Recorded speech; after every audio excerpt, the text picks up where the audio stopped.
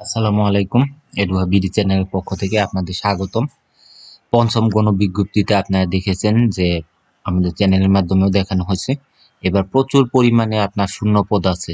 এত শূন্যপদ থাকা সত্ত্বেও আপনারা কোনোভাবেই ভুল প্রতিষ্ঠানে ভুল পদে কোনোভাবেই আবেদন করবেন না। কারণ গত কয়েকটা গণবিজ্ঞপ্তিতেই অনেকে ভুল পোস্টে আবেদন করার কারণে পরবর্তীতে এমপিও হয় নাই। প্রতিষ্ঠান প্রদানের ভুল চয়েসের কারণে এই ধরনের সমস্যার সৃষ্টি হয়েছে। তাই এইবার আপনারা ভুল চয়েসে কোনোভাবেই আবেদন দিতে যাবেন না।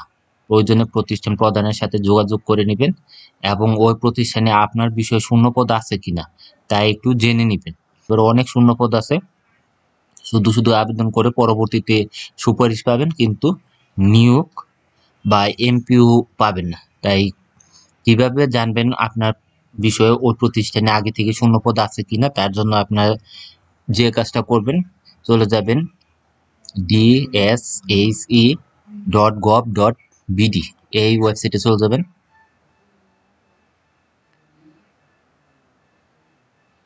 এখানে চলে আসবেন মাধ্যমিক উচ্চ শিক্ষা অধিদপ্তর। এখানে একটু আপনার স্ক্রল করে নিচে চলে আসবেন। এইখানে পেয়ে যাবেন কি এমপিও শিট ভাউচার। আপনি এখানে ক্লিক করে দিবেন।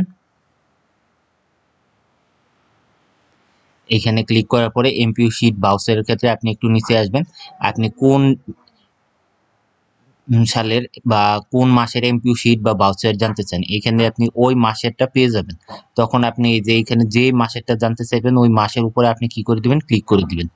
আপনি সর্বশেষ যে মাস ওই মাসেরটাই আপনি কি করবেন, দেখবেন। তারপরে আপনি যদি এখানে এমপিও স্যালারি মার্চ 2024 জানতে চান তাহলে এখানে ক্লিক করে দিবেন এবং ওই ক্লিক করে ওইখানে আপনার কিরকম আসবে, ফাইলটা ডাউনলোড হয়ে যাবে। ডাউনলোড হওয়ার পর আপনারা দেখতে পাবেন ওই ফাইল ডাউনলোড করে ওপেন করতে গেলে ইউটিউবে আপনার কমিউনিটি গাইডলাইন দেখায়, তাই আমি এখানে আগে থেকেই ফাইলটা ওপেন করে রাখছি। আপনারা এখানে দেখেন ফাইলটা এরকম আসবে আপনাদের এখানে।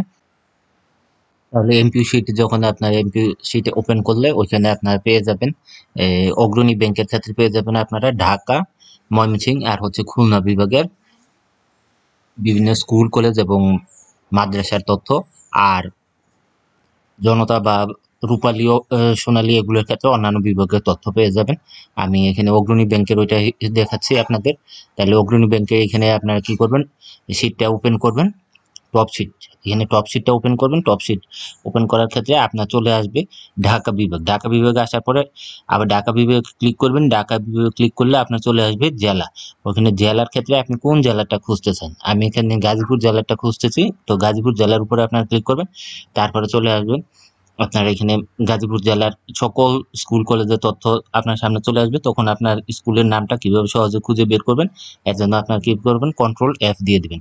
কন্ট্রোল এফ দিয়ে দিলে আপনি এখানে লিখে দিবেন আপনি কোন প্রতিষ্ঠানের তথ্য জানতে চান। আমি এখানে ধরেন রাজাবাড়ি হাই স্কুলের তথ্য জানতে চাই, তাহলে রাজাবাড়ি হাই স্কুল এখানে লিখে আমি কি করে দেবো, এন্টার করে দিব।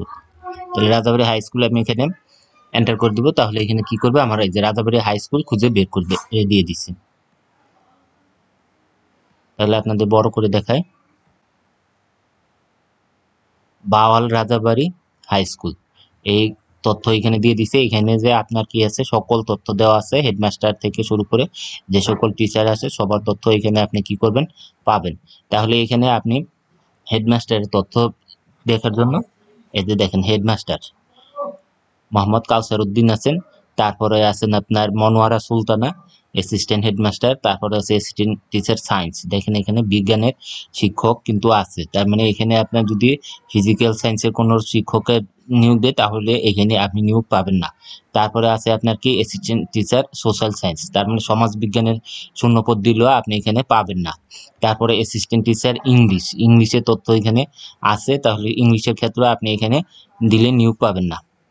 তারপরে অ্যাসিস্ট্যান্ট টিচার এগ্রিকালচারেরও আছে, আপনি এখানে দিলে নিয়োগ পাবেন না। তারপরে ফিজিক্যাল টিচার অর্থাৎ শারীরিক শিক্ষা ওর টিচার এখানে আছে, কম্পিউটার টিচারও আছে, হিন্দু রিলিজিয়ন আছে, অ্যাসিস্ট্যান্ট টিচার ম্যাথমেটিক্স এখানে গণিতেরও শিক্ষক আছে। মুসলিম রিলিজিয়ন টিচার এখানে মানে ইসলাম শিক্ষা এটাও এখানে আছে। তারপরে assistant teacher library and information science এইখানে এটাও আছে।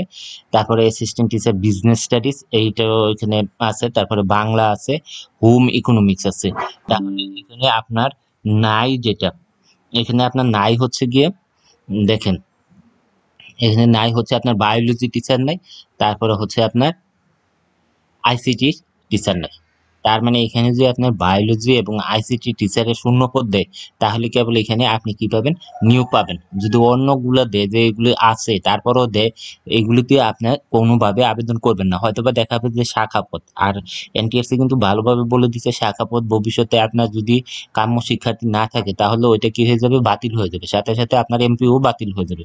হয়তোবা শাখা পদে এখন আপনি এমপিও পাচ্ছেন, কিন্তু পরবর্তীতে আপনার এমপিও কি হয়ে যাবে, বাতিল হয়ে যাবে।